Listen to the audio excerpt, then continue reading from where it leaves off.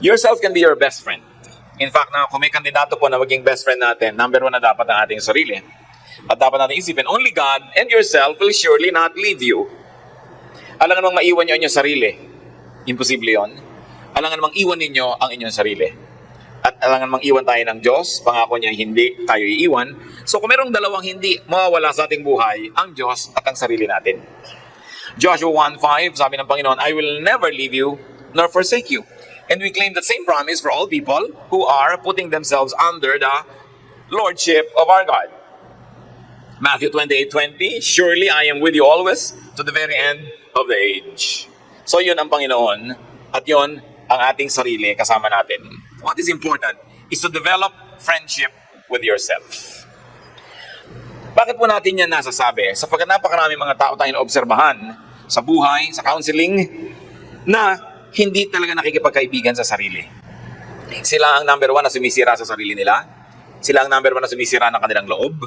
Sila ang number 1 na nagre-reject sa kanilang mga sariling kagustuhan. Sila ang pumipigil sa kanilang mga sariling hangarin. How can we be a good friend to ourselves? How can you be a good friend to yourself? Simple, do to yourself what you would do to a good friend. Do to yourself what you would do to others. This is the golden rule of Jesus in reverse. Sinasabi, do to others as you would have them do to you. Now, do to yourself as you do to others. In other words, know yourself. Wala namang tunay na magkaibigan, liba na lang sila'y magkakilala. Kasi kaya mo nalalaman at nasasabing kaibigan mo isang tao, kilala ka niya, alam niya yung pagkatao, pero tinatanggap ka pa rin niya, minamahal pa rin niya, kaya kaibigan. Pero kung ang dami-dami niyang hindi alam tungkol sa'yo, magkapalagayang loob kayo, pero kunwari lang yon. Nag-iisip ka na baka pag nalaman niya ang lahat ng totoo, mawala rin siya sa iyong buhay, so hindi mo pa siya kaibigan. So kaibigan ba natin ating sarili? Know yourself. Psalm 139 verse 14, I praise you because I am fearfully and wonderfully made. Your works are wonderful, I know that full well. Hindi sa pagiging mayabang o self-centered, nakakapanalamin ba kayo at sasabihin niyo sa sarili niyo, you are wonderful. You are fearfully and wonderfully made. Hindi yan kayabangan at hindi masama. Nakita na natin sa sound. Sapagkat ang kumikilala sa kanyang sarili, nakikita niya doon ang bakas ng Diyos. Nakikita niya yung imprint ng Diyos na lumikha sa kanya. Nakikita niya ang mga katangian ng Diyos na nakatanim at naghihintay lamang na maalagaan, yumabong at mamunga.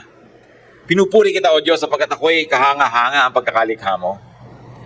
Pero nasasabi lang po yan ng isang taong kilala niya ang kanyang sarili. Meron hindi kilala ang sarili niya, kaya sobra niyang pinupuri.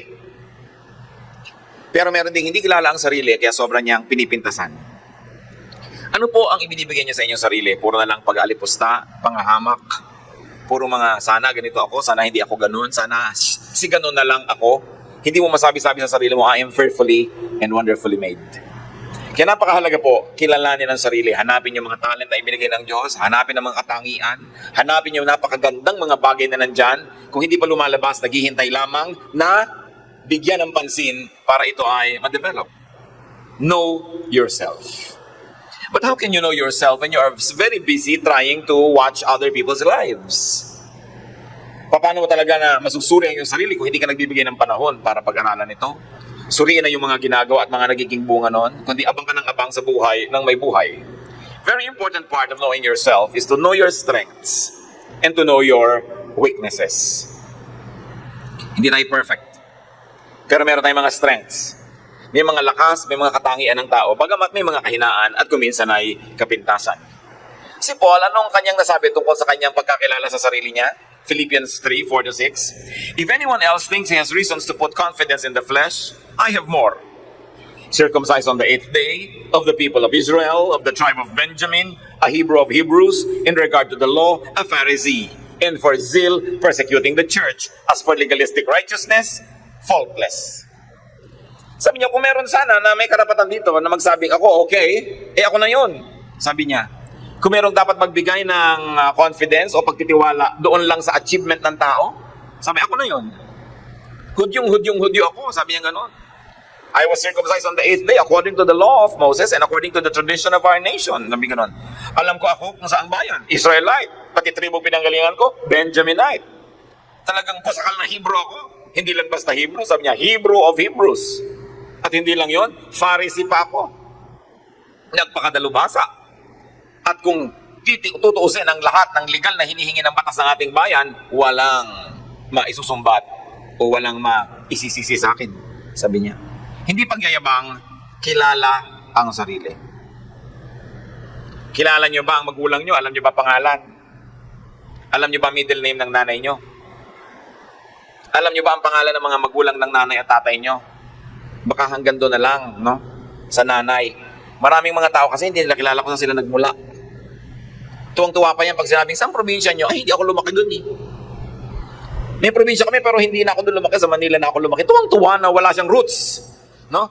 Mga baligtad na pagtingin sa sarili. Sapagkat pag tinignan nyo yung roots nyo, hinanap nyo mga ninuno ninyo, surely makakakita kayo ng mga kadakilaan. Makakakita rin kayo siguro ng mga kahihiyan. Pero hindi pwedeng hindi kayo makakita ng mga kadakilaan na maaaring makadagdag sa pagkakilala nyo sa inyong sarili. Pero, masasabi ba na sinabi ni Paul? Kilala ko ang aking sarili. Madalas ang pagpapaliit natin sa sarili dahil hindi natin kilala ang ating sarili. Ang nakikilala na lang natin kumisan at alam yung immediate environment of poverty, the immediate memory of suffering in our family, but we don't know any other glorious part of the story of our ancestors. Romans 7:18, I know that nothing good lives in me, that is in my sinful nature. For I have the desire to do what is good, but I cannot carry it out. So si Paul pa rin yun, alam niya yung strengths niya, alam niya rin yung weaknesses niya. So niya wala namang mabuti rin sa akin kung tutuusin. Marami kong pwedeng ipagmalaki ng mga achievement, pero yung kalooban ko rin naman gusto kong gawin ng tama, lagi yung mali din na nagpipilit na magawa. Bakit kailangan din alam natin yung nature natin para alam natin kung paano susugpuin ng ating mga kahibangan? Alam natin kung anong dapat pinuputol ng mga ugali. Anong masasamang asal ng ating pamilya ang dapat sa ating generation na lang matapos at huwag nang ipasa sa susunod na generation? Kasi kadalasan yung mga kapintasan ng pamilya, generational din. Kung mahilig mambugbog ng mga asawa yung mga lalaki na yon, yung mga magiging anak nilang lalaki, magiging tagabugbog din ng mga asawa nila, yung tuloy-tuloy. Kung mga lasenggo yung mga ninuno, magiging lasenggo din itong susunod na generation. Kung mga babaero, magiging babaero rin. Kaya kung meron tayong mga dapat malaman yung kasaysayan ng istorya natin, hindi lang maghahanap tayo na ipagmamalaki, kasi dapat maghanap din tayo ng mga kapintasang nag-ugat na sa ating mga lahi para mabunot yan at huwag nang maipasa pa sa susunod na henerasyon. Lahat ng mga pangit na asal natin dapat matapos na at hindi na mamana ng ating mga anak. Lalo tayo mga nakakilala sa Panginoon, lumalaki sa salita ng Diyos, dapat may maiba. Dapat kilalanin ang sarili para alam kung alin yung ide-develop at alam kung ano yung wawakasan na. It is important to know oneself. Know what can be changed for the better in you. Psalm 51:10, create in me a pure heart, O God, and renew a steadfast spirit within me. Laging renewal ang hinihingi. The creation of pure things in life. Kailangan, hinahanap natin, ano bang pwedeng baguhin ng baguhin. Hindi dapat tayo nakokontento sa kalagayan na lang natin na ganun. Sapagkat habang may buhay, ay mayroong pagkakataon at may binibigay ang Diyos sa kakayanan para umasenso ng umasenso. A change for the betterment of our character and of our lives. How else can you be a good friend to yourself? Accept yourself. Pinakamasaklap na yata kung kayo pa ang hindi tatanggap sa inyong sarili. Dapat tanggapin mo. Kung tinatanggap tayo ng Diyos na walang patakaran, minamahal tayo ng Diyos, tayo man dapat tanggapin ang ating sarili. Tanggapin na meron tayong mga strengths, tanggapin na meron tayong mga weaknesses, and just decide to operate in our areas of strength. And decide to try to strengthen our weaknesses. But accept yourself. Accept what cannot be changed in and about you. Kilalanin ko anong dapat baguhin at baguhin, kilalanin ang hindi na mababago pa at tanggapin na lang. Tulad na naman ni Paul. Meron siyang isang napakalaking kahinaan o kapintasan na ilang beses siyang hiningi sa Diyos na tanggalin, pero hindi tinanggal, so tinanggap na lang niya. Hindi ka pwedeng makipag-contest sa sarili mo all your life. Wala kang mararating. Hindi pwedeng makipagtunggalit, makipaglabanan ka sa iyong kalikasan, sa iyong likas, sa iyong sariling pagkatao dahil wala kang mararating. 2 Corinthians 12:7-9, to keep me from becoming conceited because of these surpassingly great revelations, there was given me a thorn in my flesh, a messenger of Satan to torment me. 3 times I pleaded with the Lord to take it away from me, but He said to me, my grace is sufficient for you, for my power is made perfect in weakness. Hindi natin alam, hindi yan sinabi sa Biblia kung ano yung thorn in the flesh. Naranasan nyo naman, may salubsob kayo sa daliri ninyo, may pumasok doon na kaprasong kahoy, kaprasong tinik, no? O kaya may tinik ka sa lalamunan na inik ng isda, o kaya ay meron kang tinik sa iyong paa, whatever it is, ang sakit nun. Mahirap yon. At sabi ni Paul, meron akong ganong thorn in the flesh. 3 beses kong hiningi sa Diyos alisin, pero sabi niya, umasa ka na lang sa aking grasya. Ang ginhawa mo ay magmumula hindi sa wala kang tinik na nakalubog sa iyong laman, kundi sa kabila ng may tinik ang nakalubog sa iyong laman, nandito ako at pwede kang sa akin umasa, lumapit, humingi ng kalinga. Kaya sabi niya, tinanggap ko na lang yon. In fact, in another way, sabi ni Paul, lalo ko pa nga ngayon, pagmamalaki pa yung mga bagay na yan, dahil habang nagiging mahina ako, lalo ko naman kinakailangan ng Diyos. Lalong hindi ako lumalayo sa Kanya. Parang yung anak nyo, halimbawa na hindi marunong lumangoy, hindi pa nakayakap sa inyo pagka kayo nagsuswimming. Subukan yung marunong na yung lumangoy at malaki na, mabuti kung lingunin kayo, baka nga nalulunod na kayo, hindi pa kayo masagip. No? Pero dahil kailangan kayo, pwedeng nakayakap sa inyo. Ganoon na maliliit na bata, laging nakasakay sa'yo, sinasampa-sampa ka. Subukan mo maging 12, 13, 14 na, halos ayaw kang makasabay sa mall. No? Kaya sabi ni Pablo, lahat ng kahinaan ko, ikatutuwa ko. Dahil yun ang lalong naglalapit sa akin sa Diyos at nagpapaalalang huwag lumayo.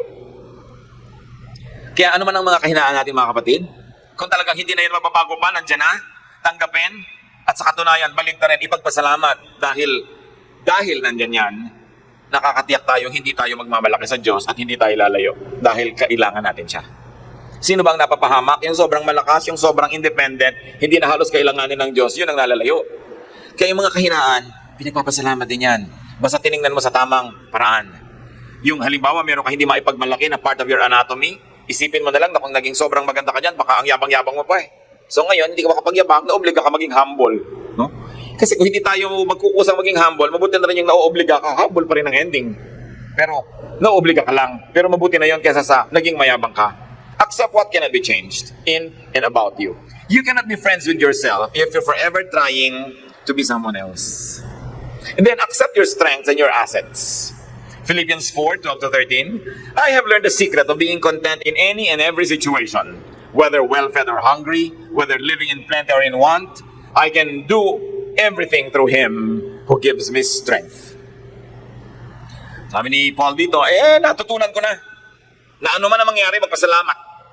Ano man ang mangyari, makontento. At ano man ang sitwasyon, hinahanap ko kung ano yung blessing. Total, sabi niya, pagkasama ko si Kristo, wala naman ako hindi magagawa. Lahat ay kaya kong harapin pag siya ang aking kakampi, pag siya ang aking kasama. And Jesus is our strength. God is our asset. No? Na nagsabing, hindi kita iiwan kahit kailan. Why don't you accept that as part of your strength? Nakakampi mo ang Diyos, na anak ka ng Diyos, at nangako ang Diyos na hindi ka iiwan. Pag nagsuswot analysis ka ba, tinitingnan mo kung ano yung mga strength, mga weaknesses, ano mga opportunities mo at mga threats sa buhay, kasama ba sa strength yung Diyos? When you sit down and count your blessings, mga bilang ba, kotse, silya, pera, hindi ba number 1, Diyos? God is within me, God is on my side. So, strength yan. And once you realize that God is in you and that God will never leave you nor forsake you, you will learn to accept any situation. Probably not always happily, but always hopefully. And then you'll be able to accept even that which you cannot change. Then you've got to accept your weaknesses and liability. Ulit-ulit lang natin para lalo natin matandaan. 2 Corinthians 12:10, for Christ's sake, I delight in weaknesses, in insults, in hardships, in persecutions, in difficulties. For when I am weak, then I am strong. Sabi niya, dahil kay Kristo, natutunan kong ipagpasalamat at ipagdiwang maging mga kahinaan. Sapagkat kung na kay Kristo ako, yung kahinaan ko magiging strength dahil isusuko ko sa Kanya. Kadalasan nga po, yung ating mga strength na nagiging weakness, na pag hindi isinuko sa Diyos, pagka sumigi ka ng sumigi na hindi kumukonsulta, hindi sumasangguni, hindi nagsasabit sa Diyos, yan ang nagiging weakness, yung dating strength. Dahil na ipagyayabang sa Diyos. Samantalang yung weakness mo na lagi mong inilalapit, yun ngayon ang pupunuin ng Diyos, nagiging strength. So kahit kasuan sumuling, kapatid, kung ikaw ay na kay Kristo, blessing. So bakit ka magre-reklamo? Bakit hindi mo tatanggapin ang kalagayan at bakit hindi mo tatanggapin ang iyong sarili? How else can you be a friend to yourself? Nourish yourself. Nourish your body. Nourish your mind. nourish your soul, your emotion, your spirit. 3 John 1:2, I pray that you may enjoy good health and that all may go well with you, even as your soul is getting along well. Part ng pagiging makadiyos, mahalin mo ang yung sarili na ibinigay sa'yo ng Diyos. Hindi yun masama. Ang masama lang kung nilalamangan mo na yung kapwa para mahalin mo ang iyong sarili. Inaagawan mo na yung kapwa para lang bigyan ng kasiyahan ang iyong sarili. Pero yung hanapin mo ang iyong paglago, hanapin mo ang iyong kasiyahan, ang iyong pamumunga, hindi lang yan dapat. Yan ay tungkulin din. Sapagkat ang lahat ng ibinibigay ng Diyos sa atin ay dapat nating alagaan. At ibinigay sa iyo ang sarili mo para alagaan mo. At ibinigay din ng kapwa para alagaan natin. Pero kung nakikita nyo sa mga eroplano na ipinapakita na pelikula o demonstration bago lumipad, na sinabi, pagka nawala ng oxygen dito, may lalabas sa mga oxygen mask. Kung may kasama kang bata, lagyan mo muna ang iyong sarili at saka mo siya lagyan. Bakit ganon? Tulungan mo muna yung sarili mo para makatulong sa iba. Kasi kung inuuna mo yung bata, tapos bigla kang naubusan ng hangin at ikaw namatay, paano ngayon magsusurvive yung bata? Sasabi, unahin mo ang sarili mo. Hindi dahil makasarili ka, kundi para makatiyak ka na magsusurvive ka at makakatulong ka pa sa iba pagkatapos. Pero hindi pwedeng hindi mo mamahalin ang iyong sarili. Tapos sasabihin mo, mamahalin mo ang sandaigdigan, mamahalin mo ang lahat. Sapagkat kung bumigay na yung katawan, bumigay ang iyong isip, bumigay ang iyong emosyon, ano pang pagmamahal ang maibibigay mo sa iyong kapwa? Minamahal ang sarili at inaalagaan. Daniel 1:12, give us nothing but vegetables to eat and water to drink. Ano to? Ang mga kabataan ng Israel, ang mga kabataan ng Judah, kinuha ng isang bansa na sumakop sa kanila. King Nebuchadnezzar took noble princes away from royal households and brought them to his capital to become his hostages. And not only hostages, he wanted to educate them in the ways of his empire so that when he sends them back to their own respective countries, loyal na yung mga yon sa kanya kahit pa nga sinakop yung mga bansa. So halimbawa, may prince ang Pilipinas, sinakop tayo ng Amerika, kinuha yung prince natin, dinala sa Amerika para palakihing malaka-Amerikano, para pag ipinadala dito at maging gobernador, maka-Amerikano ang isip, loyal sa Amerika, hindi na sa Pilipinas. Ganun ang ginawa nitong si King Nebuchadnezzar sa mga prinsipe ng Judah. At sila Daniel, pinapakain niya ng mga pagkain ng hari, masasarap na mga alak, masasarap na mga putahe. Tinanggihan nila Daniel. Kasi una, ayaw nilang masanay sa pagkain na yun dahil hindi maganda ng pagkain nila, baka mapalitan ng culture nila. Pangalawa, ayaw nilang magkaroon sila ng utang na loob sa hari, na umaasa sila sa masasarap na bagay, baka tuloy ibenta na nila kanilang kaluluwa para lang patuloy na tumanggap ng magagandang bagay. So sabi nila Daniel, mahal namin na aming sarili, mahal namin na aming identity, at mahal namin na aming katawan. Nakakataba lang yung mga pagkain ninyo, malalasing lang kami. Give us nothing but vegetables to eat and water to drink. At nung ayaw silang bigyan ng ganung uri ng pagkain ng bantay dahil baka daw siya mapagalitan, sabi, after 10 days, subukan mo kung magiging mahina kami o malakas, at kung naging mahina kami, baka ka nga mapahama, kakainin namin ng gusto mo ipakain sa amin. Pero ito muna, tingnan natin. At dahil in-assert nila ang identity nila, in-assert nila yung gusto nila, lalo silang lumakas, natuwa ang Diyos sa kanila, lalo silang naging matipuno kaysa doon sa mga kumakain ng king's food, so pinayagan na lang sila. But you take care of your body. Hindi ka na maglalagay sa iyong katawan ng mga pagkain na alam mong nakakasama sa katawan mo mismo. Bakit ka kakain ng lason? Pero ang ginagawa ng napakaraming tao ngayon, umiinom at kumakain ng lason araw-araw. Pag pinagalitan mo pa, sa iyo pa magtatampo. Pag pinigil mo pa, nagagalit pa. Pero kain ng lason. 1 Corinthians 6:20, honor God with your body. Kahit po tayo gano'n ka-espiritual, yung espiritu natin nakatira pa rin sa katawan. Pag namatay pa rin yung katawan mo, wala na rin yung choice yung espiritu mo, kundi umalis na rin. Kasi wala na siyang titirhan. Kaya dapat inaalagaan ang katawan ng tao. Inaalagaan sapagkat yan ang templo ng espiritu ng Diyos. That's another way to be friendly with yourself. Hindi pwedeng lagi kang sacrifice sa iba. Para sa iba. Tapos yung katawan mo napapabayaan mo, yung kalusugan mo napapabayaan mo. Dahil pag namatay ka rin, wala nang tutulong sa kanila. It is important to take care of yourself. Be faithful to yourself. Napakahalaga nito sa pagiging friendly sa ating sarili, mga kapatid. Be faithful to your beliefs. Be faithful to your aspirations and goals.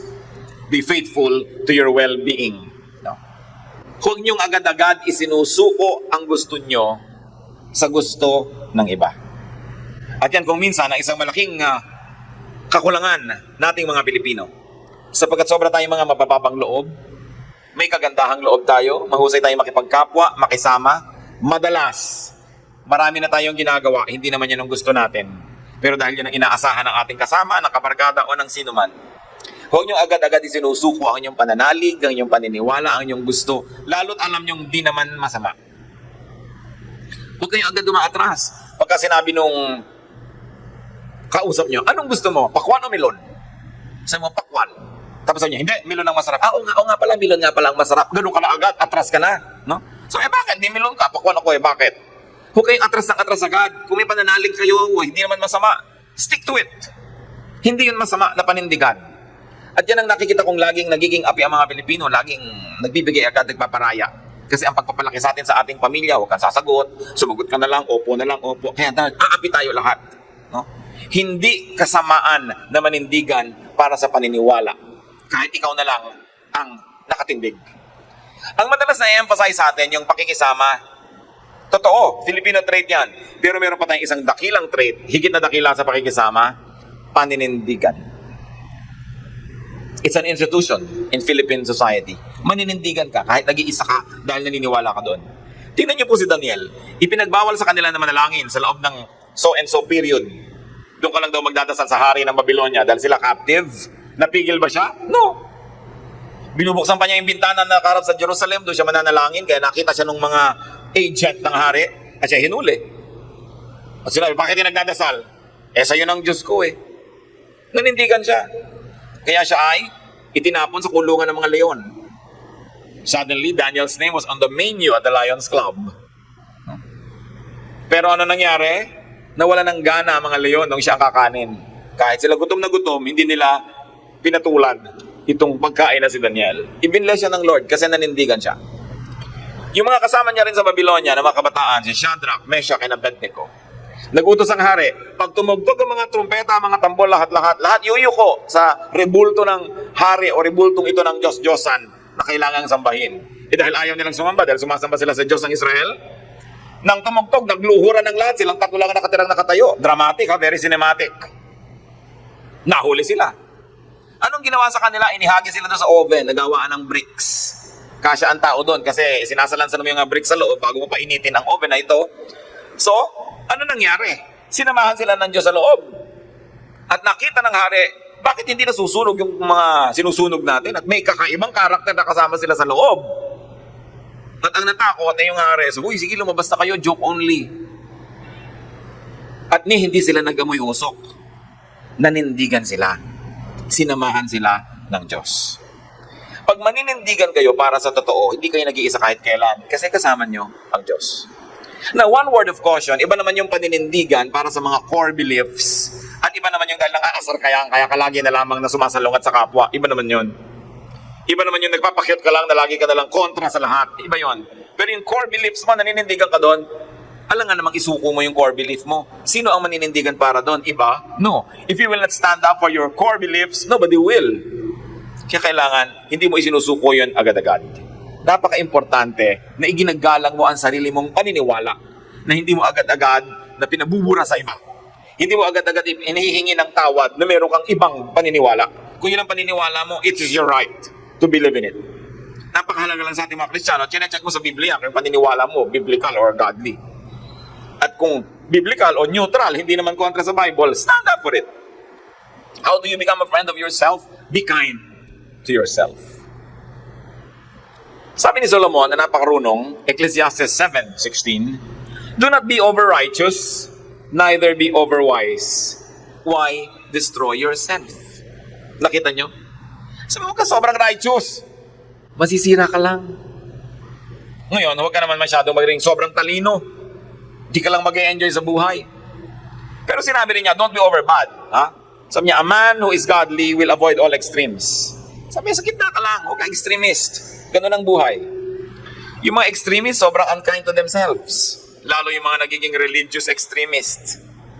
Pag may naisipan na pag-aayuno, hanggang magkanda-payat-payat at nagkanda-matay-matay na siya, nag-aayuno. Sabi, ano bang napala mo? Natuwa ba ang Diyos na nagutom ka? Ngayon, kung mag-aayuno ka para magkaroon ka ng oras manalangin, hindi ka na mamamalengke, magluluto, maghakain, maghuhugas ng plato, edi okay, mag-ayuno ka. Pero yung wala naman dahilan, ginugutom ang sarili mo dahil akala mo kinakatuwa ng Diyos. Bakit? Tsaka maraming mga tao na wala ng kasiyahan sa buhay. Yan nga binabanggit ko minsan Hindi na marunong mag-party. Sasabihin ng anak, mag-party po tayo nanay. Huwag na, yung pang-party mo, ibibili na lang natin ng mga Biblia. Bigay ka na bigay ng Biblia, hindi rin pinagbabasa mo, pinagbigyan mo kuminsan, nagsakripisyo ka ng sobra-sobra. So kailangan wise ka rin sa pagbibigay, hindi lang enough na nagbigay ka, binasa pa. At saka titingnan mo rin yung sakripisyo mong sobra-sobra, is it worth it? Of course, it's always worth to give the word of God, but you've got to apportion your resources. Alam nga namang lahat na lamang ng kinita mo, inilagay mo sa misyon, tapos hindi na kayo kumakaing mag-anak. No? Wala na kayong kasiyahan sa buhay. Kaya meron kang konti nito, konti noon, konti nito. Kaya sabi ni Solomon, do not be an extremist. Do not be over-righteous. Meron pa na wala nang kakainin, ihuhulog pa lahat sa offering yung kanilang pera. Bakit mo naman gagawin yun? Di magtira ka para sa sarili mo kung talagang wala na. Yung iba naman kasi, ginagawa nila yung puhunan, ay inilagay ko lahat, maobliga ang Diyos na lalong paramihin yan. So kung minsan, hindi rin naman napakaganda nung layunin, na namumuhunan lang pala para tumubo. Kasi sinasabi natin, don't be an extremist, even in what you do. No? Yung iba naman, dadasalin mo lang para sa pagkain, lumamig na tapanis na ang pagkain, hindi pa tapos ang dasal, extremist talaga. No? Madadala ka sa susunod, huwag yung pagdadasalin ito. No? Dahil ang haba, merong mga sobrang righteous, ayaw nila manigarilyo, lahat na lang naninigarilyo, pinagalitan. Hindi huwag ka manigarilyo, pakialam mo doon sa iba. Katawan mo, butbit mo yung katawan mo. Yung ginagawa ng kapwa sa katawan niya, pananagutan niya yon. Gusto mo magturo, gusto mo mag-inspire, yes. Pero kung pestehin ng mga tao na mamuhay sa paraan na ikipinamumuhay mo dahil ikaw yun eh. Kung nakarating ka na sa ganung level ng pagkaunawa, ganung level ng commitment, ang dami mong dinaanan para marating doon. Dinaanan ba yun ng kapwa mo? Ba't hinahanap mong nandun di siya sa level na yon? At yan kung minsan, mga kapatid, ang napakahirap sa mga Kristiyano. Ina-assign natin sa iba yung ating paninindigan. Kaya mga kamag-anak natin kung minsan, ang tingin sa mga born-again Christian, salot. Hoy, hayan na naman si salot. Mag-uwian na nga tayo. No? Kasi kahit na dumudugo siya at may mga sakit-sakit, Bible study muna tayo, unahin natin ang salita ng Diyos. Pati muna ako lagyan ng kurita sa sugat ko para ako gumaling. Unahin ang salita ng Diyos. This kind of extremism, wala sa lugar. Wala tuloy matuwa sa ating kuminsan eh. No? Na merong kamag-anak na namatay dadalhin sa simbahan kung ayaw pumasok sa loob. Akala mo naman impyerno yung papasukin. Samantalang doon nga siya lumaki. No? Akala mo napakalaki ng kawalan sa kanya na makitungo sa mga kamag-anak na nalulungkot dahil naninindigan. Ito yung paninindigan sinasabi ko mga kapatid na not worth it. No? Hindi naman masasaktan yung kaluluwa mo na ikay naging magalang at makapagkapwa lalo sa mga nalulungkot. Yung mga kamag-anak mo ikakasal sa isang simbahan na hindi ka member, ayaw mo magpunta doon dahil ayaw mo makipamatok. Mga extremist application of scripture that cannot be seen in the life and example of Jesus. Ang tawag nga kay Jesus, friend of sinners. Friend of glutton and drunkards. Yun ang sabi sa kanya, kaibigan ng mga lasenggo, ng mga matatakaw, kaibigan ng mga makasalanan. Bakit? Dahil nakikisalamuha si Lord doon. Aanin mo nga naman ang asin kung hindi mo isasama sa mga nabubulok para maging daing yung isda at huwag mabulok. Aanin mo ang asin kung hindi mo ilalagay sa matatabang para magkalasa. Pero kung minsan, mga extremist Christians, ayaw nang makitungo kahit kanino, sa kamag-anak, sa kaibigan, sa office mate. Kaya tuloy lalong iniiwasan ng kapwa, lalong walang madala sa Panginoon. So, be kind to yourself. Dapat naging asset sa atin na tayo nasa Panginoon, hindi liability. Dahil hindi gusto ng Diyos na liability siya sa buhay natin. Gusto niya asset. Pero kung mali kang magdala, magiging liability yon. Especially if you are self-righteous. So sabi, be kind to yourself. Do not be over-righteous, neither be over-wise. Do not be over-clean. Walang pinakamahirap na kasama kundi yung sobrang linis. Mga asawa na pag nagusot ang sapin, papabangunin pa yung asawa para ayusin muli. No? Yung laging pinag-aawayan ng mga tumutulong galing sa banyo, tumutulong kamay galing sa lababo, pagka 3 taon, 4 na taon, ganun pa rin, maghiwalay na lang kayo. Kung hindi mo tatanggapin na ganun siya, no? Dahil mamaya, pag-ihiwalayan nyo rin yon. A house must be clean enough to be healthy, but dirty enough to be happy. Pag yung bahay mo parang ospital sa linis, diba? Nakakatiyak tayo, bihira ang taong gusto magpunta doon. So don't be extremist in everything. Even cleanliness, when done in the extreme, can be a burden. Sa lahat ng bagay, ayoko lang isa-isahin pa mga kapatid. I hope nagkakaintindihan naman tayo na huwag kayong extremist in anything. No? Gitna lang, relax. Sapagkat ang Diyos ay hindi naman gusto tayong hirap na hirap sa pagsunod sa Kanya. Kaya nga si Jesus na ang pumasa ng krus, siya na nga ang nagpapako doon para gumaan-gaan ang ating buhay. So yung papahirapan dahil naging Christian kayo. No? Ang dami-dami ko sa mga dietary requirements. Sabi ni Lord, it's not important what gets into the mouth, but what gets out of it. At ngayon, ang mga extremism ng mga Christians, kailangan pa ang pagpronouns sa pangalan ni Jesus, yung Hebrew pronunciation. Pag mali pa ang pronunciation, walang talab. Another extremism. Kailangan ang culture ng church mo, ang tugtog ng Israel, o sayaw ng Israel, o kung ano-ano. That's another form of oppression. Sabi nga ni Shakespeare, a rose by any other name would still smell as sweet. Subukan mo, natawagin mo yung rose na gumamela, maiiba ba ang amoy nun? Maiiba ba kung ano siya? Bakit nagpapakamatay yung mga iba sa pronunciation, sa tamang spelling ng mga Bible names, mga bagay na hindi dapat pinag-aaksayahan ng sobrang lakas? Another kindness to yourself, brothers and sisters, have enough rest. Bagamat konti namang tao sigurong nangangailangan ng ganitong payo, dahil dapat yung ipapayuhan, hoy, sobra na ang rest mo. But have enough rest. Psalm 116:7, be at rest once more, O my soul, for the Lord has been good to you. Mahalaga nakapahinga ang isip. Kung hahanap kayo ng trabaho, yung isa hirap ang katawan, pero tahimik ang loob. At yung isa, hindi hirap ang katawan, pero hirap ang loob. Huwag kayong malito. Bigyan nyo ng halaga yung kapayapaan ng loob. Yung isa, maraming kita, pero ang gulo-gulo ng isip. Yung isa, konti lang ang kita, pero tahimik at simple lang. Huwag kayong malilito. Be kind to yourself. Huwag nyong guluhin ang isip nyo kung hindi kailangan. Huwag niyong lilituhin ang inyong kaluluwa ng maraming bagay kung pwede namang pumili ng mas simple. Kaya yung mga laging namang problema, laging seryoso sa buhay, actually you're not being kind to yourself. Because when you worry, naiiba ang blood pressure, naiiba ang heartbeat, naiiba ang pulse rate, at pag dumating na yon, bumababa ang ating immunity, ang dali na natin magkaroon ng mga sakit. Yung mga warriors, lalo nakakasakit. Dinidisiplina ang isip para hindi laging matakot, hindi laging mag-alala, kasi pag ginagawa na natin yun, bumababa ang depensa ng ating katawan. Lalo tayong nagiging madaling magkaroon ng sakit. Psalm 3:5, I lie down and sleep. I wake again because the Lord sustains me. Pag matutulog na tayo, ipagpasa Diyos na ang lahat. Pati mga alalahanin, mga problema, huwag yung dalhin sa higaan. Discipline lang yan. Kung minsan meron kang hindi maiwasan dala-dala mo, pero konting-konti na lang dapat yon, hindi yung lahat na lang iniisip mo. Kasi the quality of your thoughts before you sleep will determine the quality of your sleep. And the quality of your sleep will determine the quality of your day tomorrow. The quality of your sleeping hours will determine the quality of your waking moments. Kaya dapat yung tulog, binibigyan niya ng halaga. Napakadalas ko na pong naulit sa mga kapatid, magpundar kayo ng matinong higaan. Dahil nahihiga kayo 8 oras, 1/3 of your life. But 1/3, kasi 24 hours a day, di yung 8, 1/3 yun. So kung 60 years old na kayo, mga 20 years kayong nahiga under normal circumstances. Tapos yung kama nyo, labas-labas yung spring, tabi-tabingi. Parang barko sa tubig, gagalaw-galaw. Ang paa, lata ng floor wax. Pagkatapos bukol-bukol, ang panghi-panghi.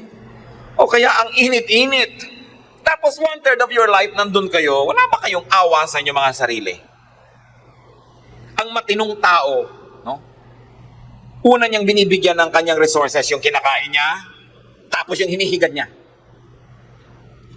Dahil ang sarap ng inyong tulog, ang magbibigay sa inyo ng husay paggising nyo kinabukasan. Kung mababaw lang ang tulog nyo, lagi kayong pagising-gising, bugnutin kayo kinabukasan, hindi kayo creative, mahirap yon. Gaano kaya karami sa inyo makakapagsabing, maganda, enjoy ako sa aking higdaan. And of course, I pray that kung hindi man mahusay yan, dahil choice nyo lang, hindi dahil kasi wala kayong maibili. Kung wala kayong maibili, wala kung magagawa tukol dyan. Kailangan magsikap, manalangin at maghintay. Ang sinasabi ko dito, yung kaya nyo naman, tas hindi nyo inaasikaso. Ang dami ko nang ganyang nakitang higaan, hinahanap ko yung tao, lumubog na siya doon sa kutsyon sa loob. Dahil wala nang spring. No? Tapos ang sikip-sikip, ang hirap-hirap. Maawa kayo sa inyong sarili. Have enough rest. Alam niyo bang mas madaling magkasala yung taong puyat? Mas madaling magkamali yung taong puyat. So it's part of godliness to have a good rest. Have fun. Ecclesiastes 11:9, be happy, young man, while you are young, and let your heart give you joy in the days of your youth. Nagtataka ako kung bakit laging negative ang reading ng mga preachers tungkol dito, na parang sinasabi lang, young person, mag-enjoy ka, pero lagot ka sa Diyos. No. Ang sinabi lang, remember also your Creator in the days of your youth. Na sa paghahanap mo ng kasiyahan, huwag kang huwag kang mag-extreme, at huwag mong limutin ang Diyos. Kasi alam nyo, iba yung pagsasaya pag bata ka pa eh. So huwag natin pagkaitan yung mga bata pa ng kasiyahan. Kasi pag matanda na sila, may arthritis na sila. No? Nilarayuman na sila. O kaya na-bypass na sila. Hindi na nila sobrang ma-enjoy yung buhay. So habang bata, dapat pinagbibigyan. Basta't alam ang hangganan at hindi nakasasama. Ngayon, tayo kahit hindi na bata, pero kaya na inyong katawan, enjoy your life. Kasi ang buhay, hindi natin alam kung ano mangyayari bukas. Biglang may nahulog na isang tornilyo ng Skylab na kasing laki pala ng bahay, nahulog sa'yo bukas, hindi mo alam, nagkapiya-piyaot kang parang papel. So yung mga balak mong pag-akyat sa bundok mayon, hindi na matutuloy kailanman. So habang kaya mo, akyatin mo na ang bundok mayon. Huwag mong laging ipagpaliban ng iyong kasiyahan sapagkat hindi mo alam kung ano naghihintay sa iyo sa kinabukasan. At napakahirap nung lagi ka nalang punong-puno ng pagsisisi dahil hindi mo ginawa nung kaya mo pa yung dapat mong gawin. Napakahalaga rin mga magulang, magtira naman kayo sa sarili nyo. Magtira kayo. Huwag nyo ring ubusing lahat sa inyong mga anak. Hindi yan pagiging makasarili. Yan ay pagiging mapag-isip lang. Napakarami na nating nakita mga magulang na isinalalay na lang ang buong pagtanda nila sa habag ng anak. Ang nalimutan nila ay magkakaroon sila ng manugang na maaaring hindi mahabag sa kanila. Diba? So bakit mo ilalagay yung buong future mo sa kamay ng anak mo na kalahati ng buhay niya ay hawak ng kanya magiging asawa? Nakakatiya ka ba? At saka hindi lang yun. Kumisan nga sariling anak, pinababayaan ka rin. At ang pinakamahirap sa lahat ay nagsisisi ka na hindi ka man lang nagtabi para sa sarili mo, pero wala ka nang magagawa pa dahil talagang tapos na ang panahon ng iyong pagkita at tapos na ang panahon na ikaw productive. So kailangan ng tao nagtatabi. Iniibig mo yung anak, pero meron ka rin tinatabi sa sarili. Ito lang sabi ko, meron kayong offering, pero meron din kayong pang party, meron din kayong pang ganito. Laging by proportion. Kaya lagi may nagtatanong sa atin, hindi na po kami makaipon kasi mula nung nag-Saudi kami mag-asawa, wala nang ginawa mga kamag-anak namin kundi humingi. Dahil siyempre alam nila may pera kayo, tuos na tuos pa nga nila araw-araw yung exchange rate. Daig pa kayo. So ko, di magbigay kayo pero sabihin nyo, kayo mag-asawa mag-usap, ang ibibigay lang natin sa mga kamag-anak natin, whatever percent, 5, 10, 15% of our income, at pag ubus na yung 15%, next month na ulit. Doon uli sila kukuha ng pin, uubusin nyo ngayon, uubusin nyo. Pag nangailangan kayo, buti kung maalala kayo ng mga yan. At kahit magbigay ka ng 9 na taon, sa ika-10, hindi ka nagbigay, masama ka pa rin, yung pa rin ang ending nun. So dapat marunong ka magtira para sa iyong sarili, para hindi ka kahabag-habag pagdating ng araw. Laging proportion, may tithe ka, di ba? May offering ka, meron kang pang charity, meron kang pang savings, meron kang pang gastos. Pastor, paano ko kung 200 lang kita ko araw-araw? Di ganun pa rin ang gamitin mo. May nabibili namang mantikilyang isang patak lang eh. Di ba? May nabibili naman ngayon na shampoo na sachet lang. No? So, kahit anong budget mo, may katapat na produkto. Pero kailangan budget pa rin. Kasi pag inubos mo lahat yan, bukas, paano ka? So, have fun, but be intelligent. And also grow in all and every way. Tungkulin natin at pleasure ng tao na mag-grow siya. Dapat ipinaglalaban nyo yun. Ecclesiastes 9:9, whatever your hands finds to do, do it with all your might. Lagyan nyo ng feelings, passion. And James 1:4, perseverance must finish its work so that you may be mature and complete, not lacking anything. Pag may ginawa tayo, tapusin, gandahan, dahil lahat ng ginagawa natin, tayo rin ang mag-aani pagdating ng panahon. Pero pag nagtanim kang kaprasong ganito, iniwan mo, nagtanim ka ng kaprasong ganon, iniwan mo at pinaulit-ulit mo, sa harvest time, wala kang harvest. So dapat talaga nagko-concentrate ka, binibigyan mo ng oras, panahon, kahit career. Yung career, kung minsan hindi ka pa umaanin yan hanggang hindi mga 5, 7 to 10 years na consistently yun ang ginagawa mo. Doon ka pala nagkakaroon ng name, doon ka lang nagkakaroon ng associates, doon ka lang nagkakaroon ng mataas na rango o experience, tsaka ka palang aani.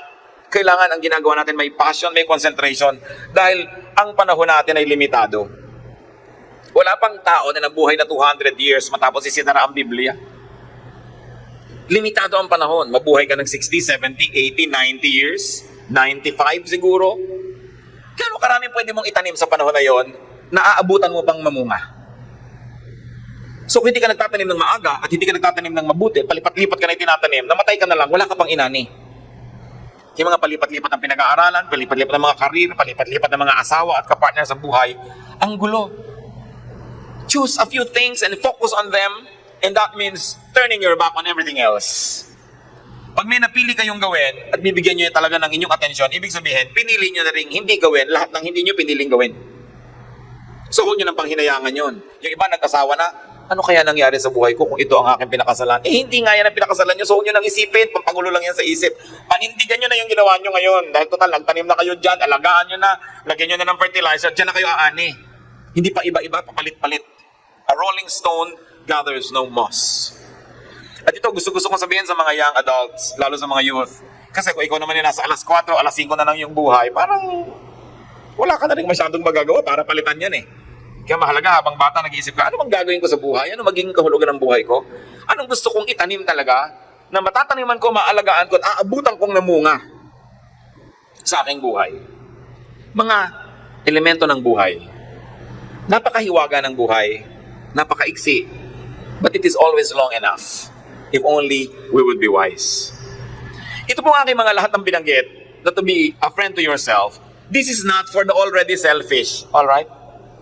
But this is for those who are good to others, but not to themselves.